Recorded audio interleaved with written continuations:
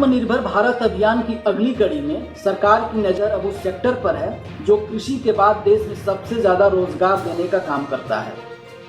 आगे हम आपको बताएंगे भारत सरकार के एक मेगा प्लान के बारे में, लेकिन उससे पहले आपसे गुजारिश है कि आप इस YouTube चैनल को सब्सक्राइब कर लें और संभव हो तो आप इसके लिंक को अपने नेटवर्क में शेयर भी करें ताकि ज़्यादा से ज़्यादा लोगों तक इसकी पहुंच हो सके। तो दरअसल भारत सरकार की नज़र अब टेक्सटाइल सेक्टर पर है और हमें जो सूत्रों से जानकारी मिली है कि भारत सरकार टेक्सटाइल सेक्टर में बहुत बड़े नीतिगत बदलाव की तैयारी कर रही है।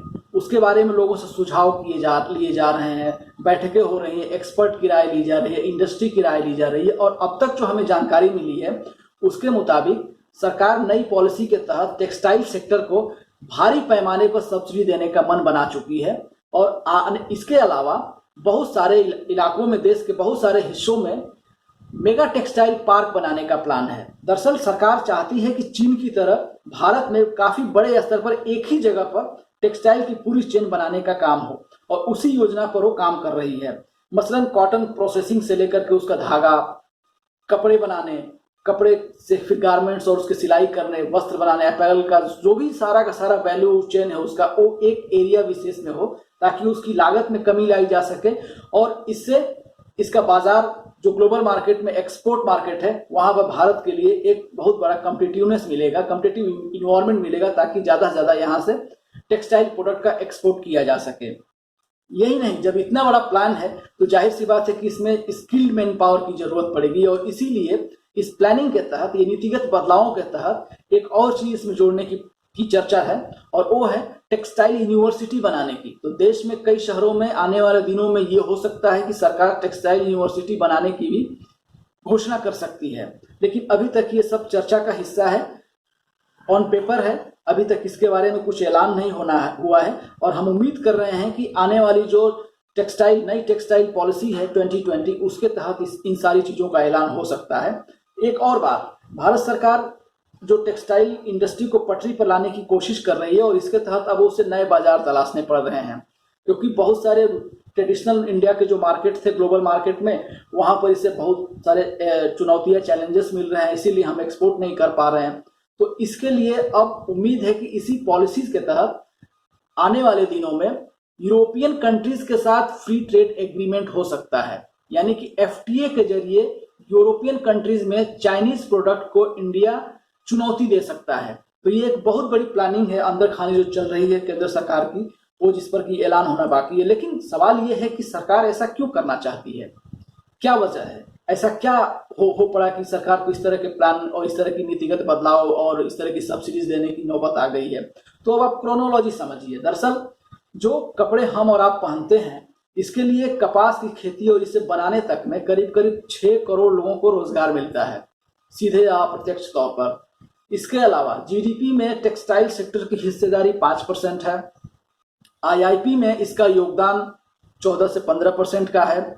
इसके अलावा जो भी हम भारत से एक्सपोर्ट करते हैं, जो भी प्रोडक्ट दुनिया भर का जो भी प्रोडक्ट हम एक्सपोर्ट करते हैं दुनिया में, उसमें कॉटन और टेक्सटाइल सेक्टर की हिस्सेदारी 23 से 25% है, कि जो कि अब सैचुरेशन की स्थिति में आ गया है और वहां से अब धीरे धीरे नीचे आ रहा है क्योंकि अब ग्लोबल मार्केट में हमको काफी हर्डल्स दिखाई दे रहे हैं। तो उन्हीं सारे ब्लॉकेज को और इस सारे हर्डल्स को भारत सरकार हटाना चाहती है ताकि न इसे सस्टेन किया जाए बल्कि आगे और इसे और बढ़ाया जा सके एक्सपोर्ट को। और इसी पे बहुत तेजी से काम हो रहा है, बहुत सारे सुझाव लिए जा रहे हैं और इन्हीं सुझावों के तहत उम्मीद करते हैं कि नीतिगत फैसले, कुछ नीतिगत बदलाव भी देखने को मिल सकते हैं। दूसरी बात यह है कि भारत दुनिया में कपास का दूसरा सबसे बड़ा उत्पादक देश है। जो कॉटन की खेती होती है कुछ राज्यों में, तो उस लिहाज से हम दुनिया में दूसरे पायदान पर हैं। लेकिन आप ये जानकर हैरान रह जाएंगे कि हमारी और आपकी शर्ट में जो बटन लगी हुई हैं, 6 बटन लगी हुई, तो उसमें से 3 बटन चाइना या दूसरे देशों से इंपोर्ट होती हैं। मतलब 50% बटन हमारे देश में इंपोर्ट करनी पड़ती है। ये कंडीशन है, अभी ये जमीनी हकीकत है। तो इससे आपको रूबरू होना जरूरी है, इसीलिए मैं आपको बता रहा हूं। दूसरी बात है कि भारतीय कपास का सबसे बड़ा खरीदार चीन ही है। वो हमसे रॉ कॉटन खरीदता है, प्रोसेस करता है, धागा बनाता है, कपड़ा बनाता है, फिर दुनिया के देशों में हमारे ही प्रोडक्ट को चुनौती देता है। जो कुछ ट्रेडिशनल मार्केट हमारे बांग्लादेश, वियतनाम, सिंगापुर जैसे थे, उस पर भी अब चाइना का जादू चलने लगा है। तो अब हमारे लिए बहुत ज़्यादा जरूरी हो गया है कि अब नए बाजार की तलाश की जाए। और जब चीन अपना पैर जिस तरीके से पसार रहा है और दूसरी जो हमारे यहाँ लागत अपनी बढ़ती जा रही है प्रोडक्ट की, तो इसी वजह से पिछले 2-3 सालों में हमारे यहाँ जो टेक्सटाइल और कॉटन का एक्सपोर्ट होता था उसमें काफ़ी ज़्यादा गिरावट आ चुकी है। और इस साल तो चूंकि कोरोना की मार है, दुनिया भर के बाजार बंद हैं, लोगों का कंजम्पशन घट गया है, टेक्सटाइल की डिमांड घट गई है, तो इसलिए बहुत सारी इंडिया में फैक्ट्रियां बंद हो रही हैं टेक्सटाइल की। तो ये तो एक तरह से कमर ही तोड़ दिया कोरोना ने। तो इस तरह से इस लिहाज से भी भारत सरकार के ऊपर बहुत बड़ी जिम्मेदारी थी कि इसे बूस्टर डोज दिया जाए। तो उसी बूस्टर डोज के तहत इस तरह के नीतिगत बदलाव की तैयारी चल रही है, जिसके बारे में आने वाले 1-2 महीनों में उम्मीद करते हैं कि कुछ ऐलान हो सकते हैं।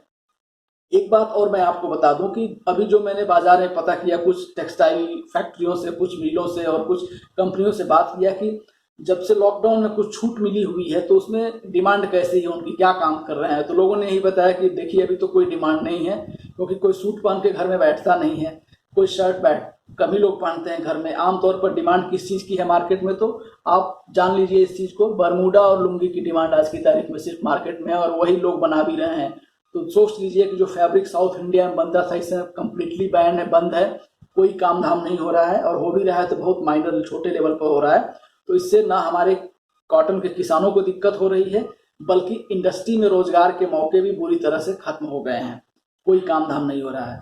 और उम्मीद हम करते हैं कि चीन को लेकर जो दुनिया में एक माहौल बना हुआ है कोरोना वायरस के मामले में को लेते हुए, उससे जो भारत एक अपनी तरफ से कुछ सकारात्मक कोशिश कर रहा है, उससे अगर कपास के किसान और देश के टेक्सटाइल सेक्टर को एक बूस्टर डोज मिल सकता है। क्योंकि अगर भारत से एक्सपोर्ट होगा कॉटन और टेक्सटाइल का प्रोडक्ट, तो यहाँ के किसानों को भी उसका फायदा मिलेगा। फिलहाल इस साल की कंडीशन ये है कि डिमांड घट गई है, और उस कंडीशन में भारत सरकार को जाकर किसानों से बाजार भाव से करीब 15 से 20% ऊंचे के भाव पर कपास खरीद के अपने रिजर्व में रखना पड़ा है।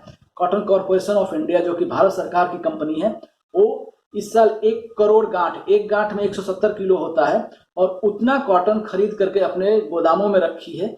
और फिलहाल यहाँ पर चूंकि सारी की सारी फैक्ट्रियां, कपड़े का बाजार और टेक्सटाइल मिल सब के सब बंद पड़ी हुई हैं।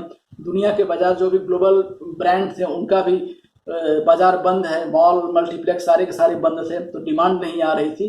तो इसलिए एक बहुत बड़ी चुनौती भारत सरकार के लिए हो गई थी कि वो किसानों को तो मदद पहुंचाए ही, साथ ही साथ रोजगार कैसे पैदा हो। तो रोजगार देने के लिए ये खेती के बाद सबसे बड़ा सेक्टर टेक्सटाइल सेक्टर है, तो इसको कैसे बूस्टर डोज दिया जाए। तो बूस्टर डोज के तौर पर ही इसमें नीतिगत बदलाव करने की प्लानिंग चल रही है, जो कि अभी अंदर खाने हैं, और आने वाले दिनों में इसका ऐलान हो सकता है। तो उम्मीद करते हैं कि कुछ सरकार ऐसा करे ताकि इस सेक्टर का पुनरुद्धार हो सके और इसका फायदा देश की इकॉनमी और किसानों को भी मिल सके।